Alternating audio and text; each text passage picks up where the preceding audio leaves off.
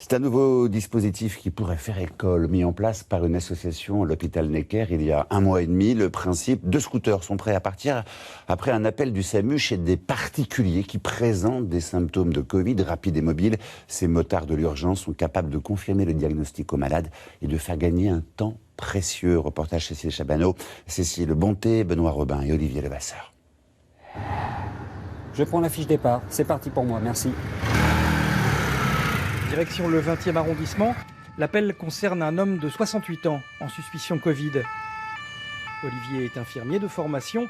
Sa mission, c'est d'intervenir un peu comme un éclaireur. Affrété par l'association Sauve Life, à l'origine, ces scooters étaient destinés à amener en urgence des défibrillateurs. Là, ils se sont adaptés au Covid. Alors là, on a de l'oxygène, on a tout ce qu'il faut pour passer les constantes, la saturation, la tension. L'intervenant s'équipe devant la porte du patient, entièrement protégé. Il intervient à la demande du SAMU pour faire une première évaluation. Bonjour, c'est le SAMU. Merci beaucoup. Alors, l'idée d'envoyer un soignant à la maison va nous permettre d'être les yeux de la régulation, un peu une tête chercheuse pour voir ce qui se passe. Ça économise du monde, ça permet de savoir exactement ce qui se passe et surtout de laisser les gens à la maison dans la moitié des cas. 4 scooters sont équipés. Depuis le début de la crise du Covid, les bénévoles de Sauve Life interviennent au quotidien. Là, pour le patient d'Olivier, la maladie ne semblait pas avérée, mais il faut une vérification. Ce qui va se passer, c'est qu'on va avoir une sérologie qui va être faite, qui va permettre de lever le doute, et on a rassuré. Et ça, c'est surtout ce qui est très important, c'est justement de faire des levées de doute, de venir, de rassurer.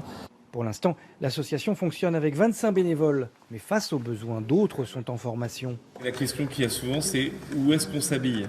Et où on s'habille, en fait, on s'habille devant la porte des gens. Banlieue parisienne, dans cette salle de sport, certains sont médecins, d'autres infirmiers ou secouristes, tous volontaires pour prendre le relais au sein de Sauve Life. Avec tout ce qu'on a aujourd'hui au fil de l'actualité, rester à domicile pour nous, secouristes, ce n'est pas possible. Donc bien sûr, on a envie d'être sur le terrain et puis d'apporter notre concours et notre compétence. On se sent beaucoup plus utile. Pour l'instant expérimental, l'idée de l'association pourrait perdurer après la crise du Covid.